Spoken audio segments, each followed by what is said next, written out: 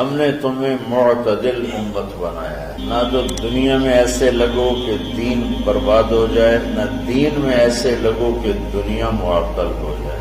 یہ آپ کو ایک حدیث سنا، من طلب الدنیا حلالا، جس نے دنیا کمائی حلال، کاروبار کیا، نوکری کی، تجارت کی، زراعت کی، کوئی بھی ریڑھی لگائی، چھاپا لگایا، سائیکل پہ منیاری بیچی، جو بھی کیا، من طلب الدنیا حلالا، جس نے دنیا کو طلب کیا حلال راستے سے، سعین علی اہلہ، ابھی کیوں کماتے ہو؟ کہ بچوں کو کھلانا ہوتا ہے، تعطفا علی جارہ، کیوں کماتے ہو؟ کہ کچھ اللہ کے غریب بندے ہوتے ہیں ان پر خرچ کرتا ہوں، استعفافا عن المسألہ، کیوں کماتے ہو؟